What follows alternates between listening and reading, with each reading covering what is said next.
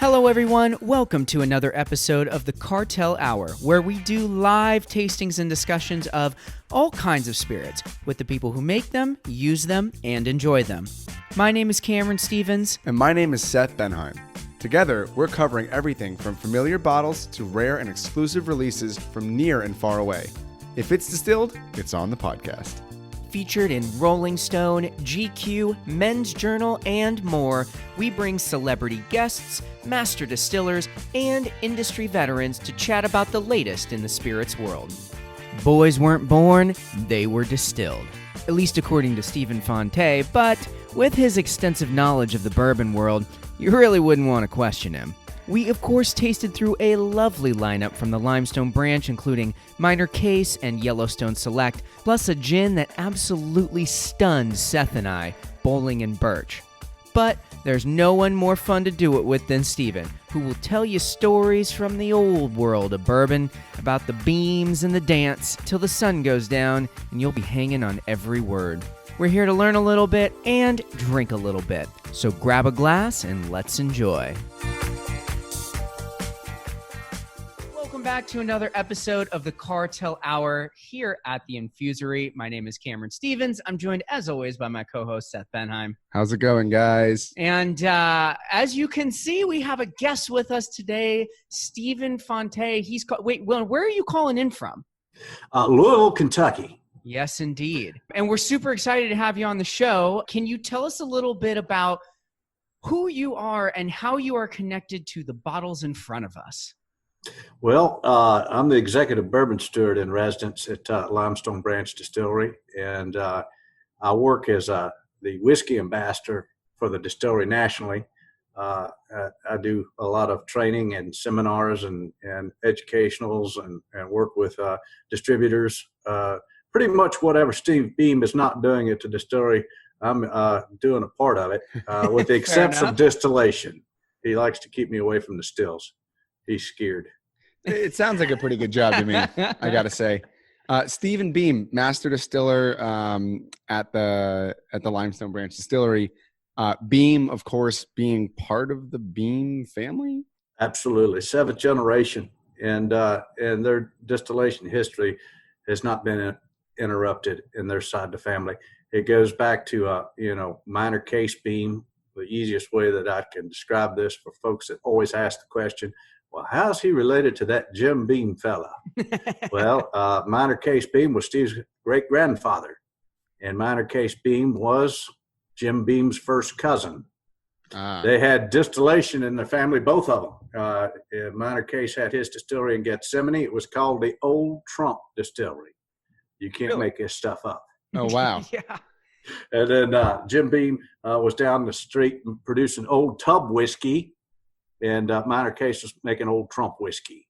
And they were kind of pacing each other during those days before Prohibition hit. Well, that's amazing. So it sounds like you do a lot of education, right? Classes and discussion of spirits, correct? And tours, right? You also do tours? Absolutely. I do private tours. I do, for years I did public tours back to back every half hour.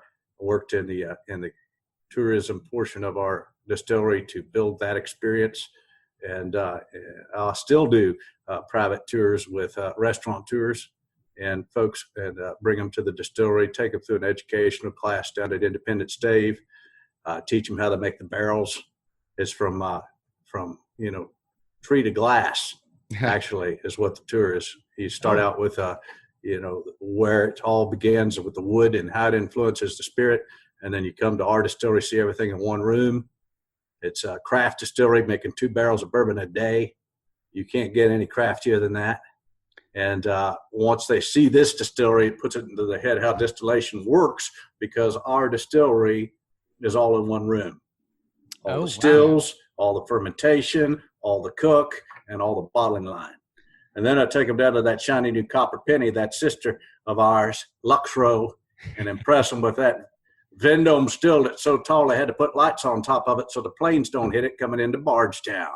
Oh my God! Now awesome. Let me ask you the relationship. Limestone Branch, clearly a craft distillery, a lot smaller in size and reach with some of their brands relative to the, Rebel Yell or some of the other brands that belong to Lux Row, all owned by parent company Lux Co.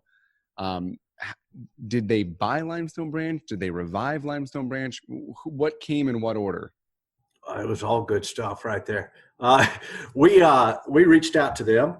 In fact, I set the meeting for Mr. Beam and his brother, the co-founders of our distillery, to go visit with Don Lux. And that partnership, what we needed was an infusion of cash to get us to the point where we could get into the bourbon portion of what we wanted to do. Mm-hmm. And we were looking for a partner, and the obvious partner was somebody that had a brand that ran through both sides of their family.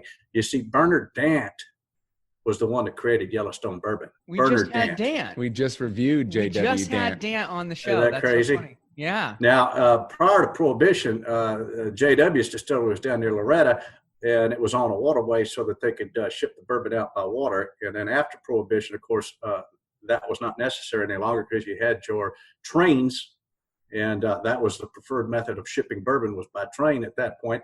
And Minor Case Beam's distillery was down in Gethsemane, Kentucky, sitting empty because Minor Case Beam had passed away 115 days after Prohibition was abolished.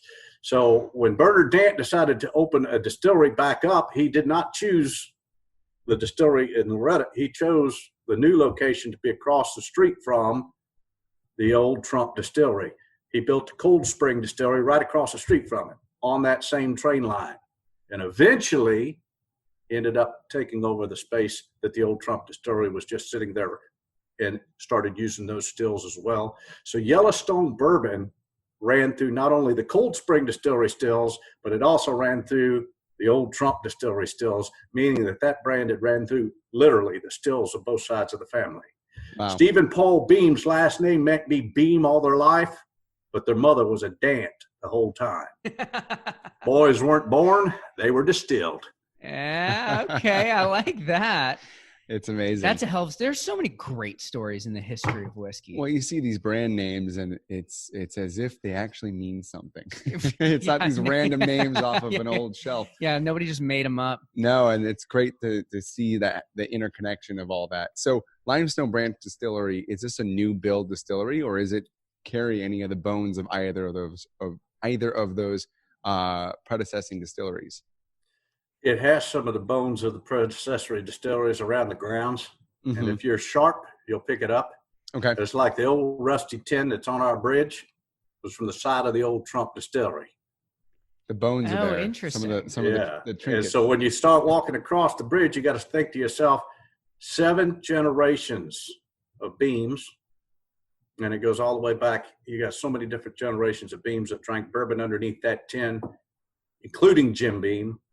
Because he and his cousin had whiskey in each other's distilleries at some point. Yeah. Is there any sort of connection, not maybe business or financially, but is there any sort of collaboration or friendliness between Limestone Branch and the Beam, or before you had even partnered up with Luxco or Lux Row?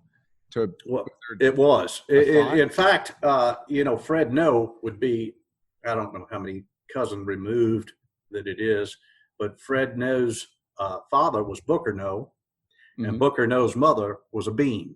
Mm-hmm. So that's how the blood relation happens to Fred No through Steve Beam and Paul Beam.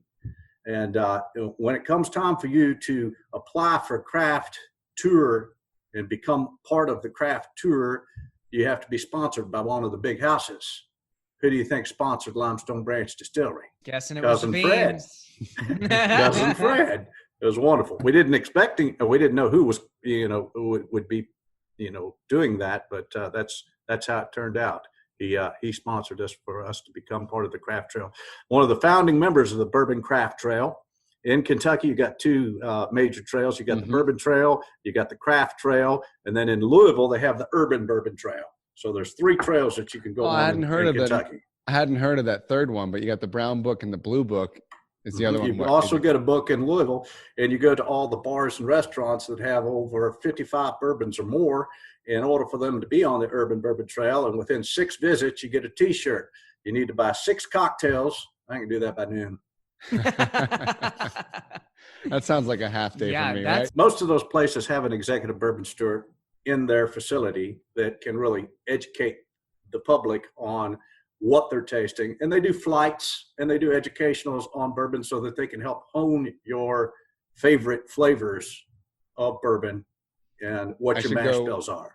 I should go put my pin on because I am myself a bourbon steward as well. I figured that. I had that vibe going on here. We would fellow brethren. We would totally be on that. I know you would fit the Urban Bourbon Trail would love us because we got about 350 bourbons.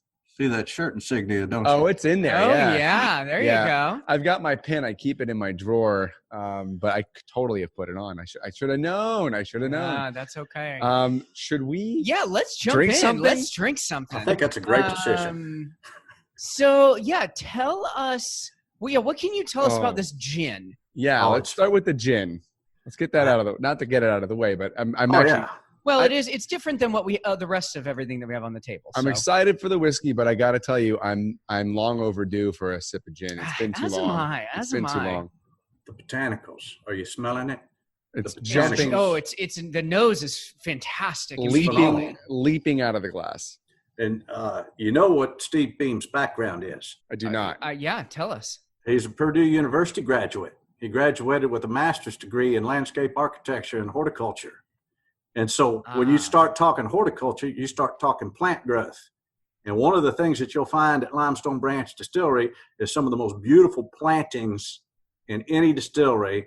It should be called the Gardens of Limestone Branch because of his passion in landscape architecture. Yeah. Right. So he decided to make something with both passions. And that's what you've got in front of you.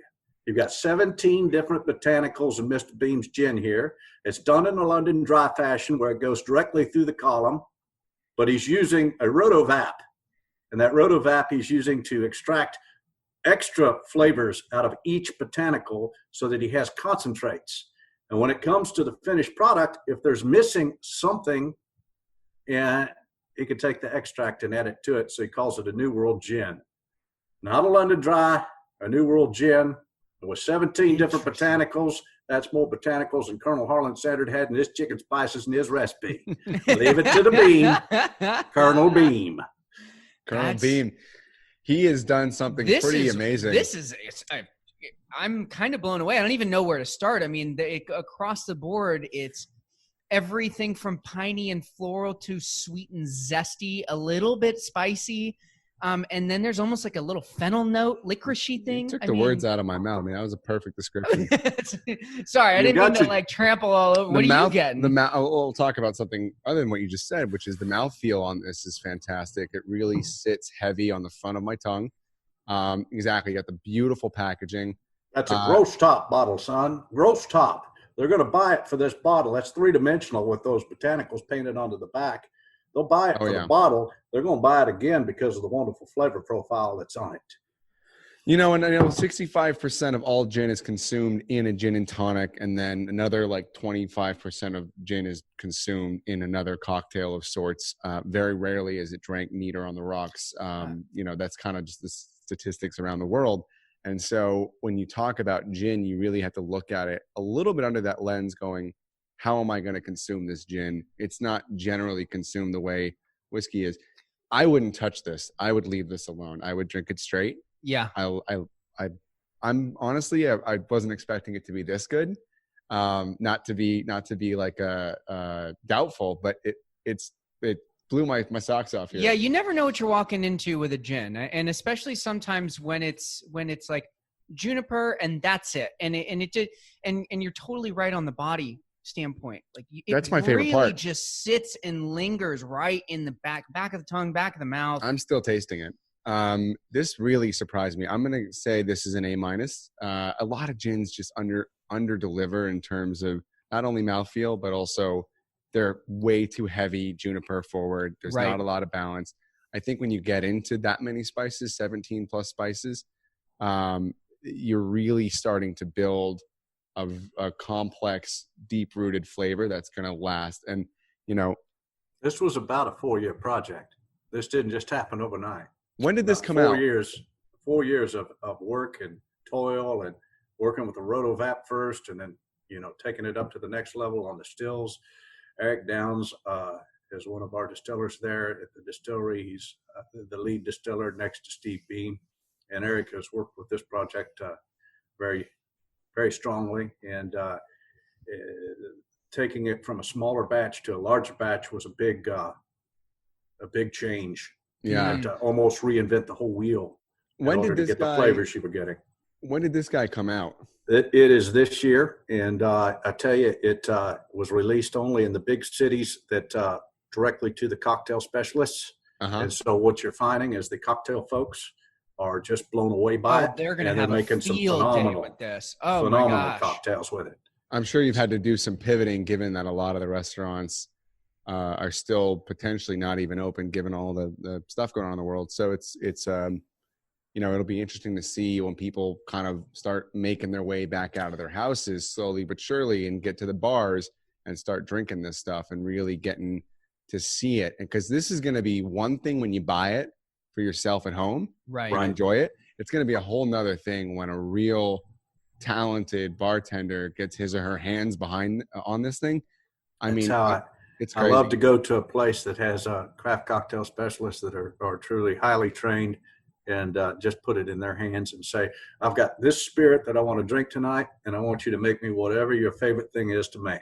And that's how I usually go out into the bars in Louisville and places all over the United States. I'll leave it to their hands. That's smart. That's letting an artist create. And when you ask for something, hey, what are you really excited to make right now? You're going to get something infinitely better than you could have ever ordered yourself. I could totally see mixologists basically begging, their management, being like, you have to put this in my hands. This is incredible. I'm with you. I'm almost tempted to give it a solid A. I mean, it's that good. But I'm right on that border. A- A. It's a gin that just is absolutely packed with flavor. I can't tell you what's wrong with it. I can't really speak to what's wrong. Why'd they call it Bowling and Burch? That was just going to ask you. That was my next question, but you're asking yourself. So why do they call it Bowling and Burch? Kathleen Dant Bowling was his grandmother, and it was his mother's side of the family that really inspired Steve to build this distillery with his brother Paul. May of 2011 is when the shovel hit the ground, and it was the Kathleen Dant Bowling, his grandmother, that was part of it. And then you've got the Burch sisters, and the Burch sisters, one of them married Mike Dant, and the other Burch sister married Guy Beam, their grandfather. So if you name it Bowling and Burch, you're taking care of 3/4 of the family on the label. Wow. That's not bad. I always appreciate the kind of the family ties with all of this.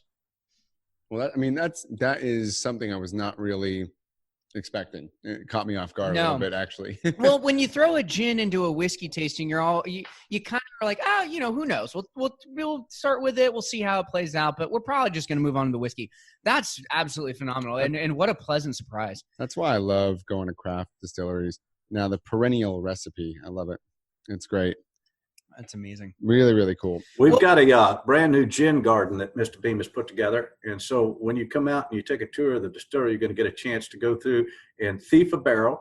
You're going to have an opportunity. We have some 15-gallon barrels that are experimentals, and it's a Connex container. On the back side of the Connex container, we will walk through the Connex, and you'll get to thief the barrel there in the gin garden. You'll be able to look at the botanicals in which he's making his New World gins. That's got to be fun and smell so amazing. Any thoughts on doing the barrel aged gin thing, or are they experimenting with that yet? There's nothing that I know of on the books, but nothing's off the books with our distillery because it is a craft distillery, and his whole passion of opening a distillery was to experiment and to look out into the depths of what things could be and do different recipes and things like that. And with your access to bourbon barrels, you might as well give it a try. There's no limit. And with the quickness of which you can produce a gin relative to a whiskey that has to sit and age, 2, 4, 8, 10 years, you don't have to spend 6 years in a barrel of a barrel aged gin to pick up tremendous amounts of flavor. 3 months. 3, 6, even maybe the longest 18 months or something like that. So you could turn around a barrel aged gin, I would imagine, relatively quickly. Years ago, we did some barrel-aged moonshine.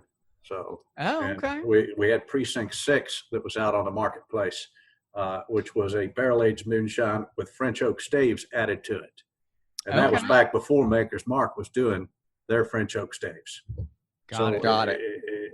He's always experimenting with different things. Yeah. What are we on to next? We're going into rye whiskey, and I think that's a great decision. Yeah. It's hard to go wrong. But we've got the minor case, and we're actually going to just for fun try the 2020 bottle. And I've got an old, probably 2016 bottle. I don't know when you guys started painting the front. Personally, I like my old bottle without the paint. And if you see one of these, grab it. Text me. This is cool though. I actually like the white paint. I like the subtlety. I know it's hard to read. I get why you painted it. It's really hard to read. It's really cool from afar. But if you know what it is, and I'd like for you to maybe explain what we're about to drink. Yeah, I'm sure there's a story as to how that changed. Aesthetically, I thought this was really cool. When your national brand ambassador is out on the street trying to find his liquor and he can't find it on the shelf because it disappears, you got to have a game changer. Oh yeah. So what we did was we painted it with like porcelain. If you remember, the old pinch bottles were all just white lettered bottles. In the old days, they would do a white lettering on the front to give the brand or the name on it. Typically, you would buy your whiskey by the barrel, and they'd give you a back bottle with porcelain paint on it. And that back bottle is what you would fill from your barrels. And so this is reminiscent of all the way back then in the days when you would be given this beautiful bottle, to pour the whiskey from the barrel at your whiskey bar directly into to serve it to the customer. So you would fill your own bottles with your barrel in the back. And that's what it looks like. Minor Case B, MCB on the front, is Minor Case Beam's insignia. That's the insignia that he used in his distillery, a throwback to those days. And it's a sherry cask finished rye whiskey. And that's what I wanted to ask about is sherry cask finish. You're launching one rye whiskey out of this distillery, correct? Yes. This is one of our main core brands, and it's been finished off in a cream sherry cask of Myers Winery, Cincinnati, Ohio. Oldest operating winery in Ohio is Myers, and Myers 44 was whose favorite cream sherry? Beams. John F. Kennedy's. Oh. Served it after every big White House meal. So Beam is not the answer. Beam's not. I was just gonna guess Beam for everything, but that's so. This is finished off in the cream sherry cask Myers 44, and it gives it a fruit nose with a fruit finish. It's unlike any other rye I've ever tasted. It's 51% rye, so it's just over the cusp of being a rye, and it's just over 2 years old, so it is a straight rye, just over the cusp of being a straight rye. 2 years old. Yes, it's an MGP out of Indiana that's over 2 years old that we take and then we do a customization of it. This allows us to keep our stills running for bourbon. Got it. Okay. Yeah, and right immediately, this isn't so like if you blind tasted me on this, I wouldn't immediately peg it as a rye. I don't get a lot of the peppery spice that I would be looking for in that. That's not a bad thing. It comes off a little sweeter overall, and I think a lot of that has to do with that cask finish. It's yeah. You know what it makes? The rye's there for me. I get the rye. You do? Okay. Yeah. It makes the best damn Manhattan. You know how I know that? Because you're drinking one right now. On our hang tags. We put it right there on the hang tag on the neck of it. Best damn Manhattan. And I did. I remember seeing that as well. I see that. It would be a fantastic. This is certainly a rye that begs to be, the choice for a lot of those cocktails. What's the other one? Boulevardier would be fantastic. Oh, nice. With this. Yeah. This would be fantastic for a Boulevardier. What's the proof on this? This is 45% 90 proof. Got it. And I love sherry finish ryes. I got to say, I really love sherry finish ryes. I haven't had this one in a long time. It's been a long time. What are you thinking on this? It's good. The body's there. It hangs in, which is why I asked about the proof. I do like the sherry finish. I think it's probably that's giving it that kind of extra oomph on the back end. For me, I don't pick up a ton of rye. Like when I think of a Manhattan, I think of a bigger rye profile to kind of cut through the sweetness. Not to say that it wouldn't make a fantastic Manhattan, But I'd probably bump up the sweet vermouth just a tad, bump down. Bump it down. A little bit for this one. It's sweet. It definitely is sweeter than you would expect from a like rye. If a big rye, I do like a whole shot, and I would probably bump this down to like half, 3/4 a sweet vermouth. I'd whisper it. Yeah, indeed. And that might balance it out to potentially make a very damn good Manhattan. It lands in like the B range for me. I'm a little torn on it. It's good, but it's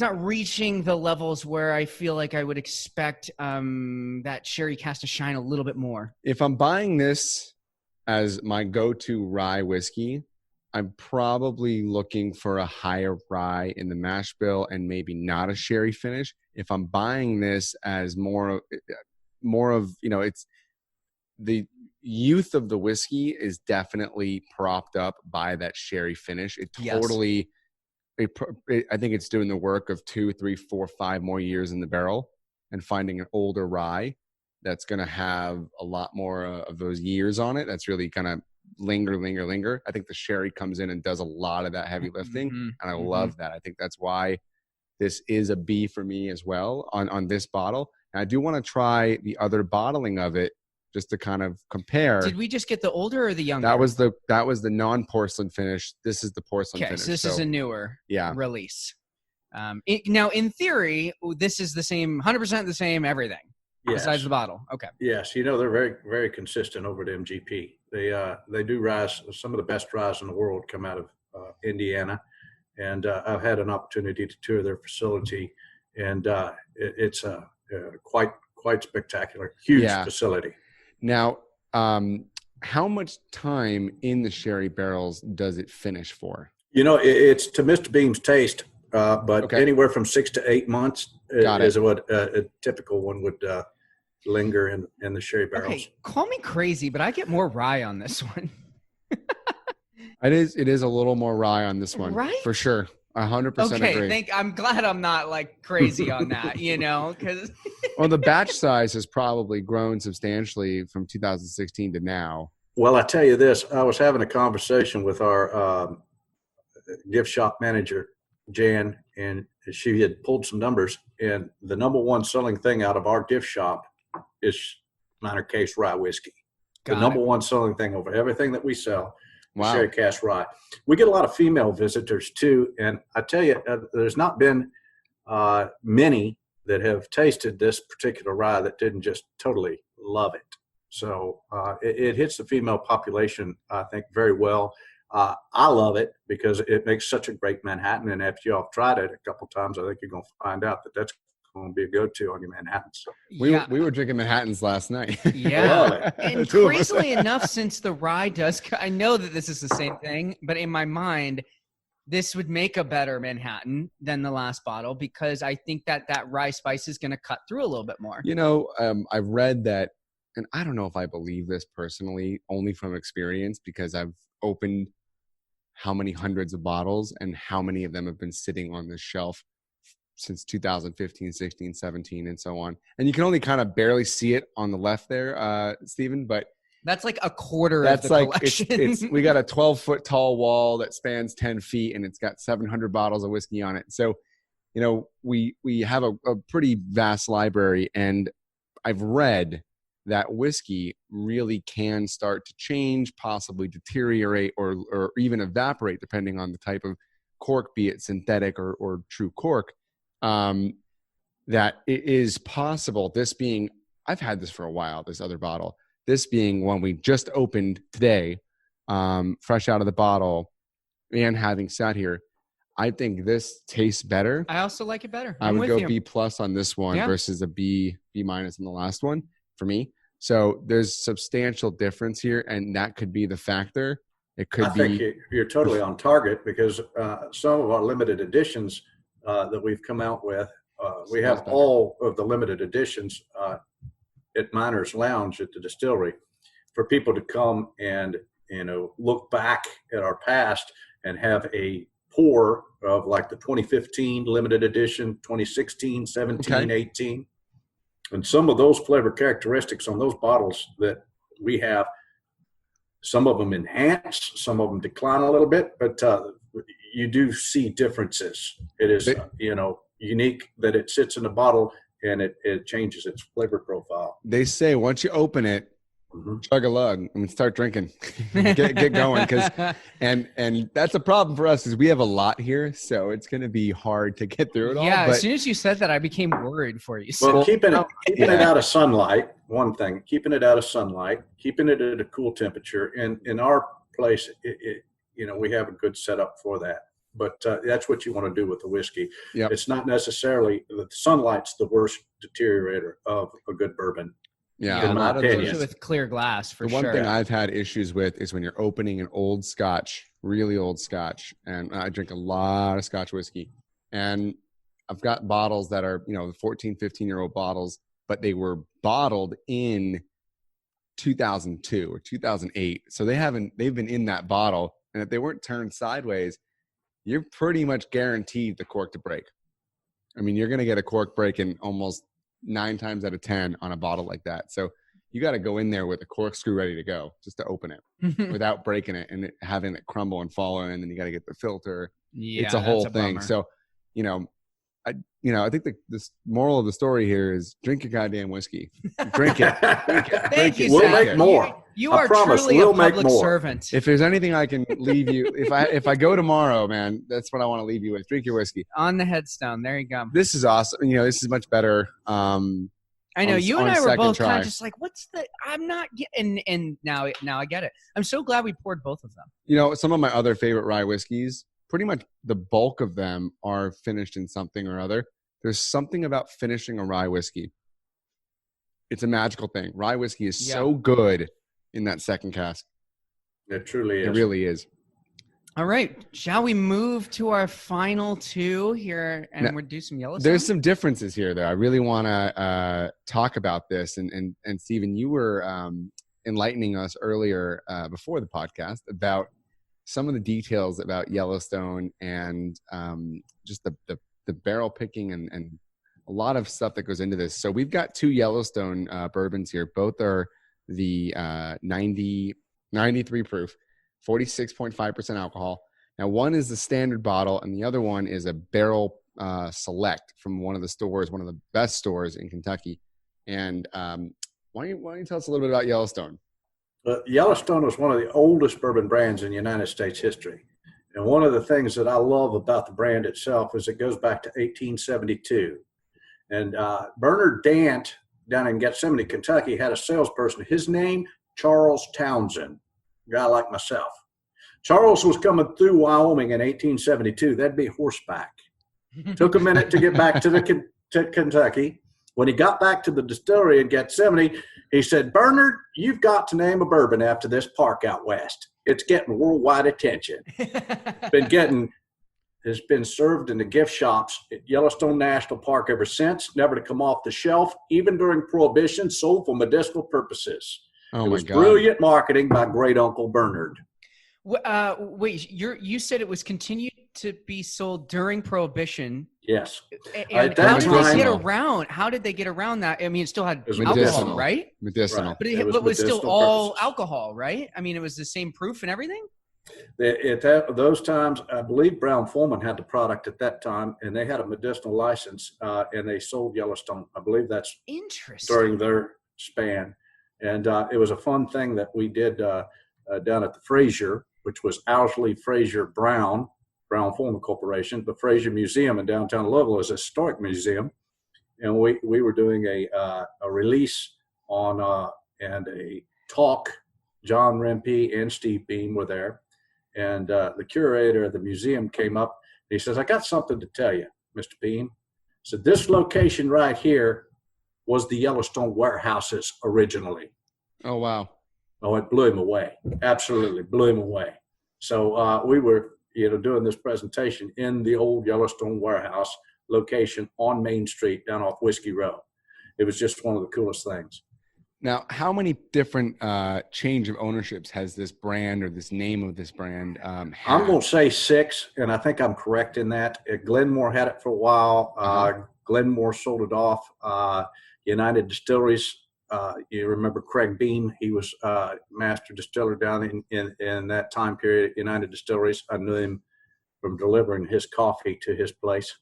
And then United Distilleries was bought out by Diageo. And when Diageo bought United Distilleries out, they sold off the brand Yellowstone to Luxco Corporation, which is the folks that we partnered with to get the brand back.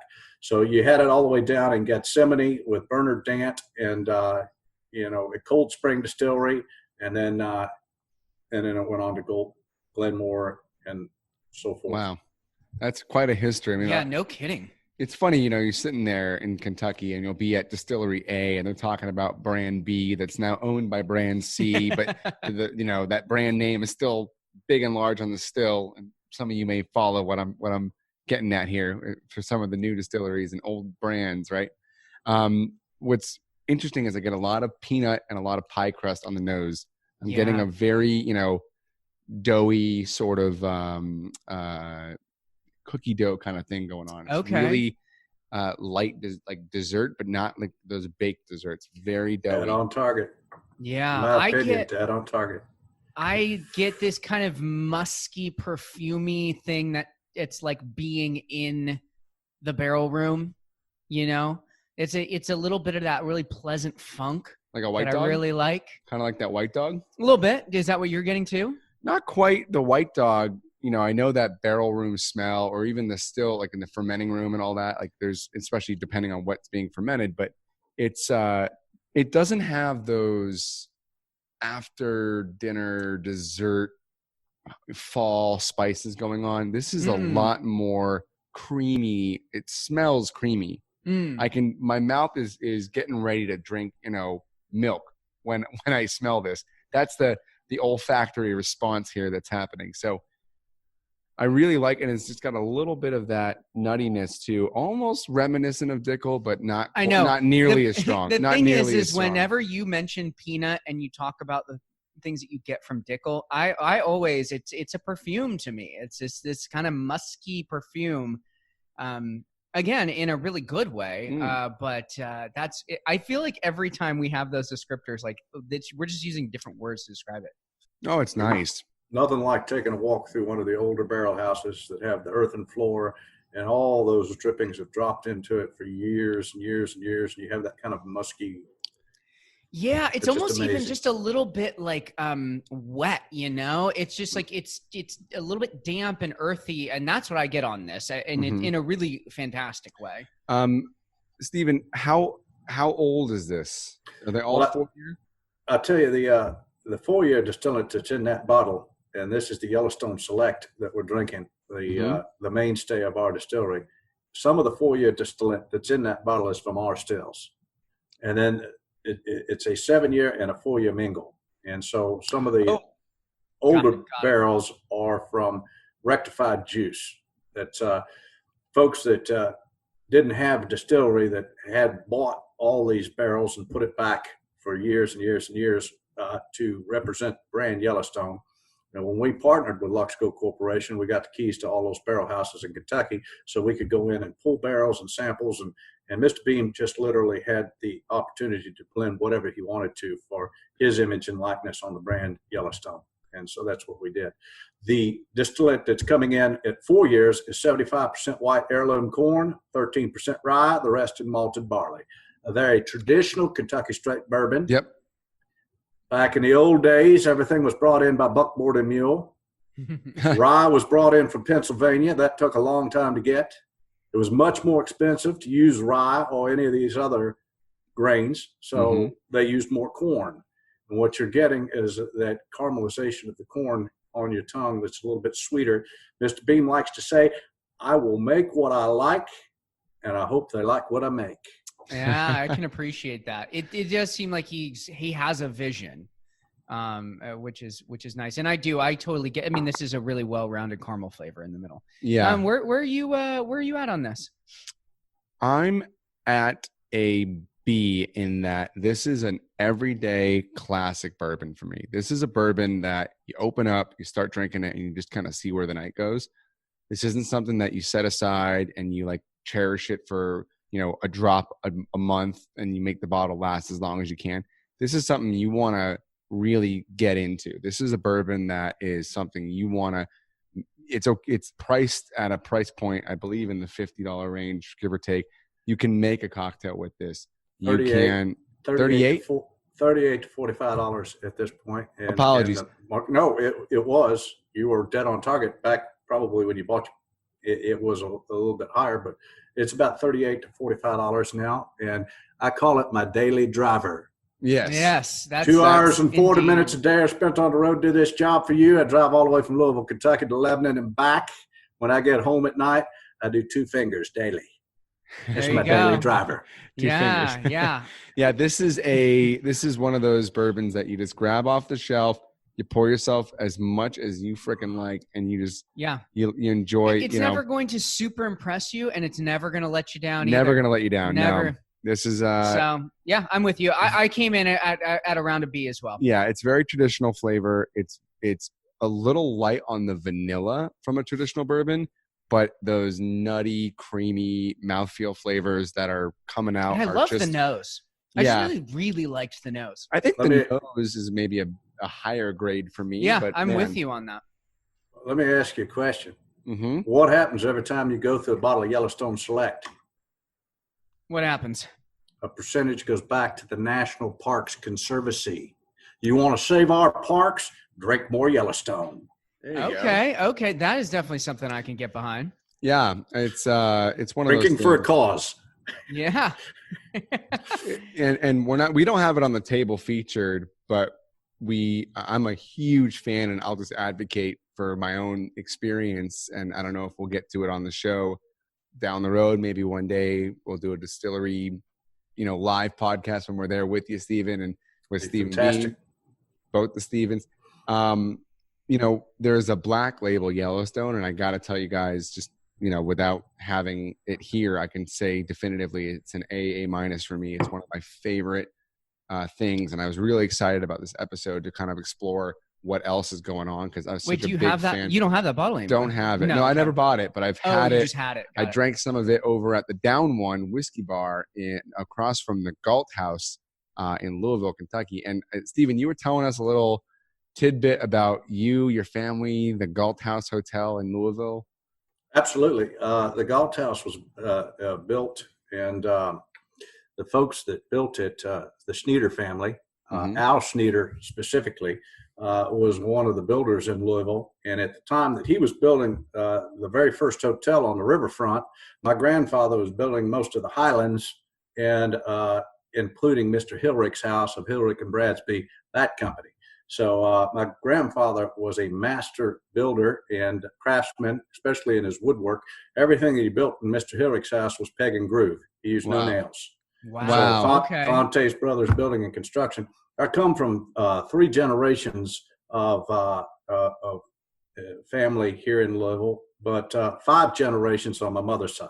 So there's a lot of folks in my family heritage that have done a lot for the city of Louisville. That's amazing. And you didn't get into the construction and building, all that. You never. I feel like he's handy, though. I feel like you could build a thing or two. Exactly. I've got 10 houses here in the Highlands that I own, and the majority of the time that I spend off of work is twiddling around with stuff that's happening with rental properties. Oh my God! As you can imagine. Yeah. I mean, I didn't want to stereotype, but I feel like you can just build a table. No questions asked. I would hate to see that table. Well, I guarantee you it's better than anything I can do. You built this whole shelving situation. We did. So you're handy on that front. I am not. Cut the wood, stained it, got nice thick wall studs, and put the whole thing together. It's amazingly, it's still up. Don't know why, but it is. It looks fantastic. The earthquake hasn't hit yet, but knock on wood. So anyway, so let's go to this last one. And this is a topic we cover a lot on this show, is the barrel pick, the store pick. Oh yeah. And whether you're buying a Cask Cartel store pick or you're going to your local retailer, in this instance, it's funny. This is kind of a rare and unique thing that I have a barrel pick that's from a store in Kentucky that Stephen has gone to today to pick up a bottle from that same store. So we're not only are we drinking both barrel picks, we're drinking the same store. Yeah. We're drinking the same bottle, and this is the same barrel pick. Why don't you tell us what this is, Stephen? This is a single barrel of Yellowstone. And, Single barrel.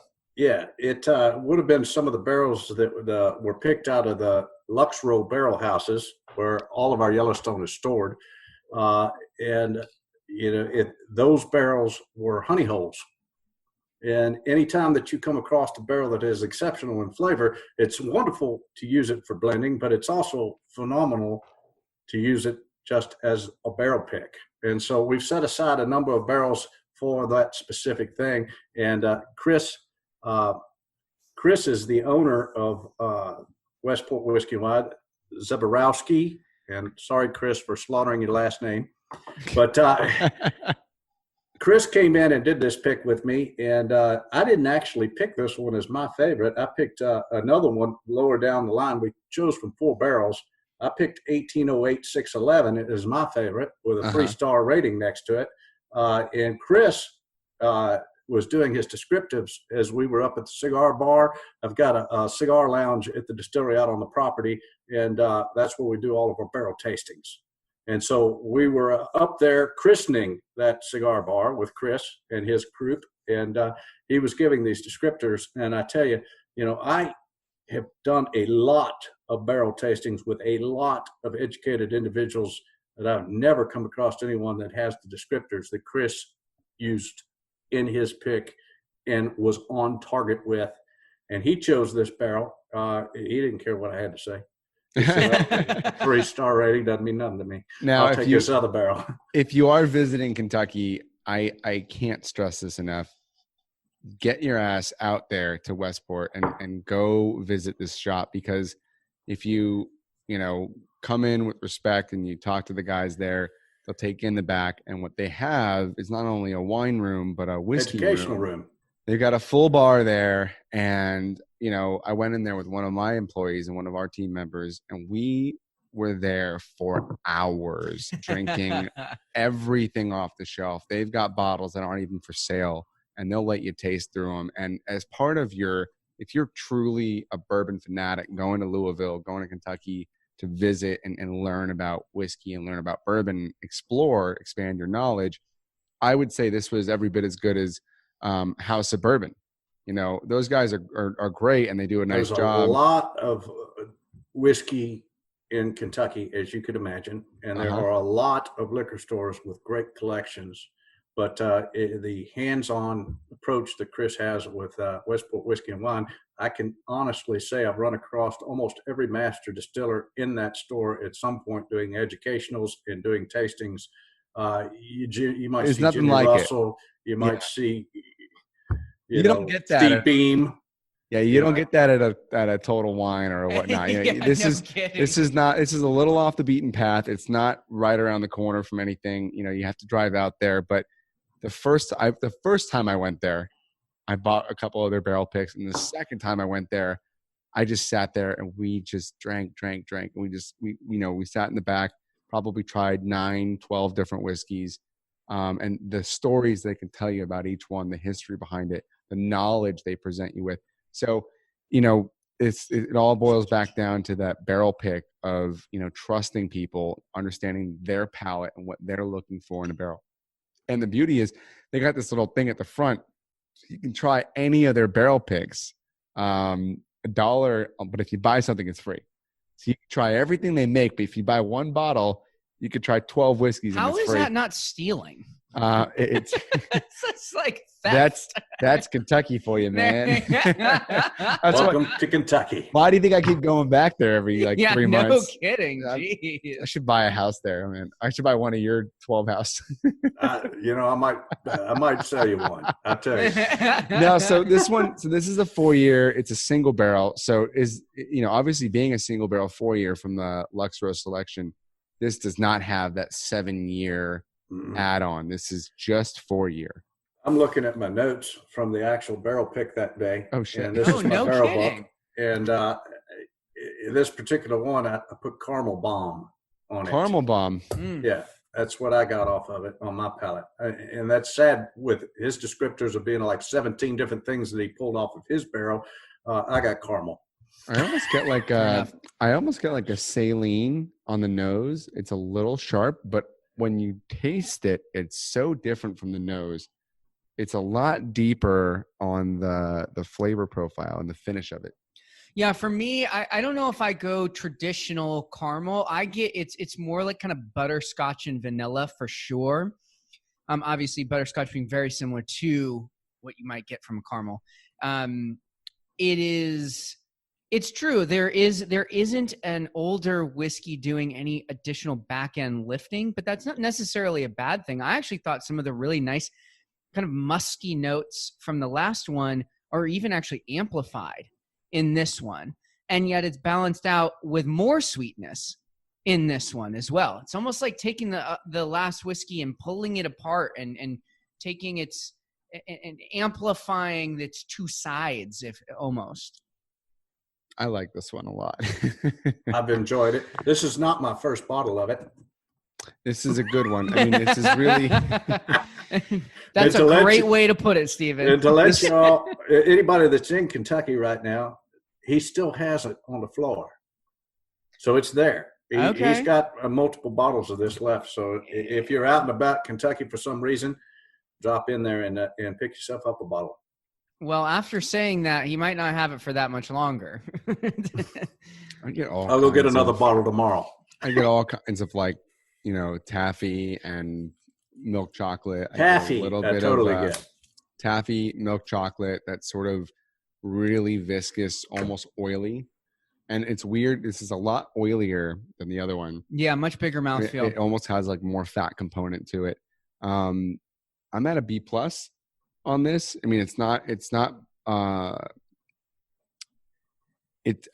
I'd love to try this at like cask strength. I know. That's the one thing that's holding it back. And, I just got to say that the Yellowstone Black Label 101 still, even after trying all of this, is still my favorite thing out of the distillery. It is so damn good. That Black Label 101 is. So what we've got going on now, one of the things that's unique to our barrel picks is we have a hand-picked collection. And we're offering that right now to all the states in the United States to come in and do a private tasting of the hand-picked collection. Of course, that's when we reopen with COVID and everything that's going on. But when we reopen, we're going to be doing a lot of single barrel picks. And the uniqueness of this pick is we're giving them the opportunity to buy at 102, 109, or 115 proof. Woo! Okay. There we go. So you get an opportunity to taste two in 3 different levels. And say a liquor store is a big chain and they want 5 barrels. They possibly want to buy 3 out of the 5 barrels. We'll set 5 barrels out and we'll taste them at each strength. So we'll start out with 102s so you don't blow your palate, and we'll eliminate a couple barrels. Then we will go to 109, taste it at 109 proof, eliminate a couple barrels, and then go to 115 and then eliminate a couple barrels. It's so interesting because I understand the not blow your palate portion of that, but what's really funny is a lot of the older Scotch distilleries will go the other way, and they'll actually take a whiskey at cask strength and start working their way down, all the way down to 20% 40 proof, to really understand at every proof the levels and layers at which that whiskey is working. It's very interesting. I understand that the concept, it's a fascinating, the differences in each country's whiskey culture. If you think about whiskey culture in Japan, I'm sure they have a very different way of doing it than America or Scotland or, even in Canada or Ireland or India. It's probably worth exploring in other episodes of the show, like what processes a distiller and a barrel picker are going to go through in tasting through these things. But I love that concept and being able to get it at those different strengths, and they can actually bottle it at those strengths as well. It's amazing the influence it has at the different levels of proof on your palate. You might taste 102 proof whiskey and it'd be phenomenal. And then you taste it at 109 and it'd be okay. And you taste it at 115 and it loses it all. It's just too hot. You might take the next one, the barrel next to it, and it tasted horrible at 102. It tasted okay at 109 and then tasted phenomenal at 115. All of a sudden, it throws into your whole mind a whole new way of, wow, I've just got to go with what my palate's telling me. Steve Beam has an incredible palate, so he only uses me when he's questioning what he's already tasted. And he'll say, hey, Stephen, won't you come in here and taste this with me? That's got to be fun. So for people that want to improve their tastings, can you give some just high-level pointers for somebody that just wants to up their tasting game? Yeah. One of the cool things, you took the executive bourbon steward classes, and when you come out the other side of it, you get a tasting and a snifter kit. That snifter kit is phenomenal. I mean, it is packed full. Distilled Spirits Epicenter offers that class to everyone. You can come in and you can take the class and become an executive bourbon steward like I am by taking the class. It's a 1 day. It's not like multiple day, a 1 day class, and you start out on the stills and you go through and they take you to the sensory lab and they really break it down. Relating what you're tasting to something that you've already tasted before in foods, in nature, the things that you've smelled in nature. Those are the things that are key to it. And that's what I suggest doing for anybody that's really interested in developing their palate, is to really pay attention to what you're tasting when you've got a meal in front of you. Don't do like Stephen Fante and wolf it down and not taste anything. Slow down and really taste the food, and then try to pick out what's in there. What flavor characteristics are you coming from? What spices might be in this meal that I'm eating, and do that as well with coffee. Do that well with tea. Just kind of, and then open up your variety. The very first thing that I tell people that come through our distillery is, if you want to learn what you like, taste multiple things together. Do flights. Exactly. Do a flight of wheated bourbon, do a flight of rye bourbon, do flights of whatever the flavor grain is in those different bourbons, and do a flight of those things and find out what you like. Once you know your mash bill, once you know your grain bill, then you're going to know what you like in other distilleries. Exactly. So you might like this in ours. Well, then take the mash bill and find out what they have at the next distillery that is of that same similar nature. What's your highest corn content? I really like Yellowstone Select. Do you have a high corn content?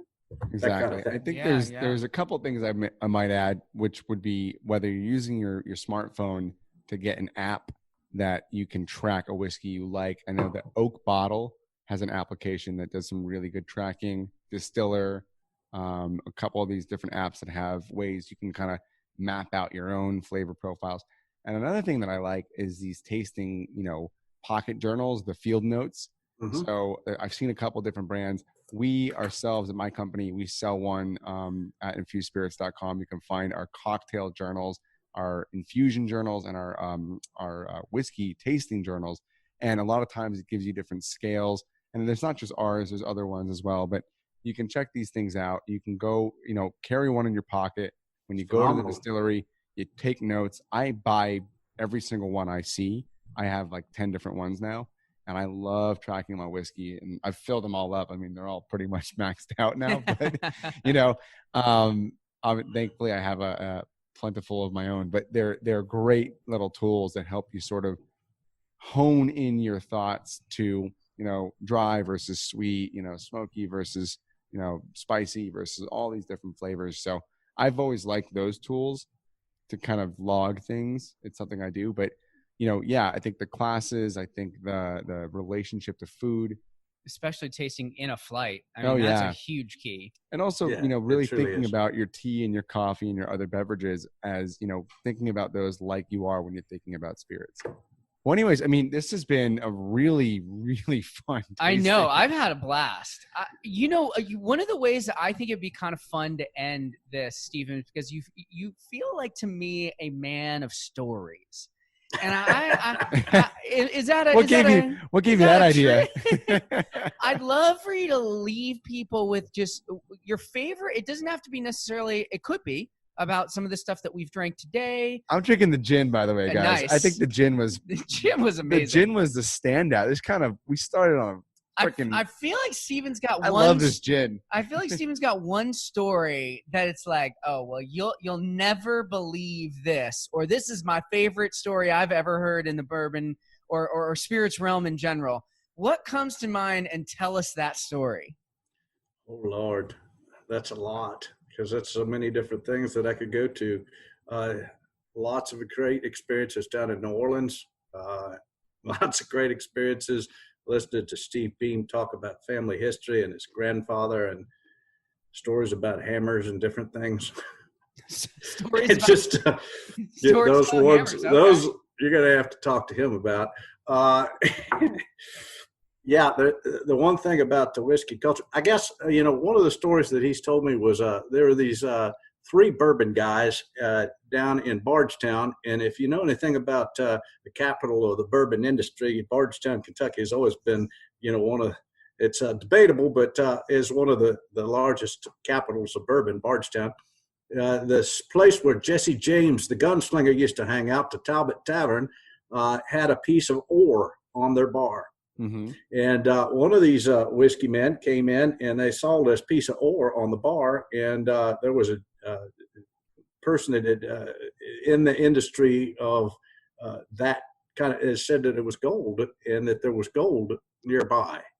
And so the Samuels, and I believe it was Minor Case Beam, and it was one other gentleman, and I like this story better when Steve tells it, because he's got all the characters involved, decided to start a mining company. Oh. And they were 3 whiskey guys, and they went out on their buckboards, and they rode up into the hills where this was supposedly found, and they set up a mining camp. And the gentleman that took care of the horses and that they came up upon, they paid him very well. And he said that they came with lunch boxes and quite a few jugs of whiskey and a lot of dynamite. Okay. And What could go wrong? They blew up a bunch of stuff up there in those hills, but they never found any gold. And they mined for I think it was over a season that they mined, and so yeah, it was all true. Well, I'm A sure true they still had a story. good time anyway if they Yes. brought all that whiskey with them. They did. Whiskey and dynamite's got to be a Exactly. winning combination, no matter That's who you That's are. fine. I love those old stories.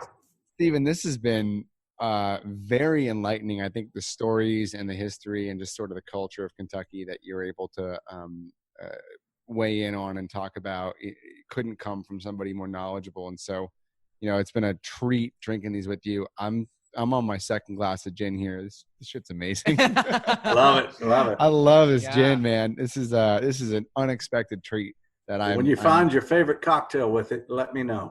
I'm Reach going to out. have to experiment, but Yeah, we'll have it's to going to give be that a go. minute. That'd be fun. I'm probably going to have to drink half the bottle straight before I start Oh no. adulterating it with anything else.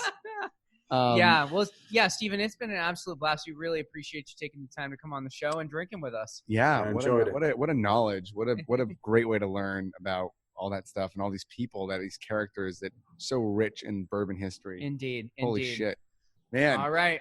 Thank you so much. Thank you, guys. Cheers. Great.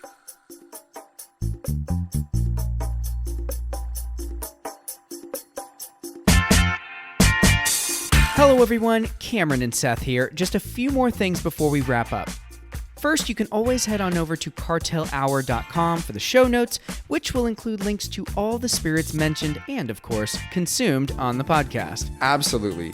If you're interested in purchasing any of the spirits mentioned on the podcast, go ahead and click any of the links to be taken directly to those spirits or visit caskcartel.com. They are America's largest online premium spirits marketplace and have been featured in Rolling Stones magazine, Men's Journal, The Wall Street Journal, Forbes, MarketWatch, and many others. Yeah, they are awesome and super mobile friendly too. They're a fantastic resource to search through different types of spirits, and their platform is easy and straightforward. If you don't love driving around to every single liquor store in town and hoping they have what you're looking for, Cask Cartel is certainly the best e-commerce spirits platform I've personally come across. Couldn't agree more. And you can find them on social media at Cask Cartel, and you can find us at Cartel Hour for the podcast, where you can find information about upcoming episodes and live tastings at the Infusery. And speaking of those live tastings, for those living in or visiting the Los Angeles area that are truly intrigued, if you want to drink along with us, we would love to have you come and enjoy an evening at the Infusery to drink through a carefully selected assortment of spirits. We offer custom flights and have a robust library of over 700 spirits to choose from. Visit our website for more information on how to become a member of the Cartel Club. And if you're a spirits brand that would like to be featured on the podcast, please email us or send us a direct message on Instagram. Thank you everyone for listening, and remember to always drink responsibly And in good company.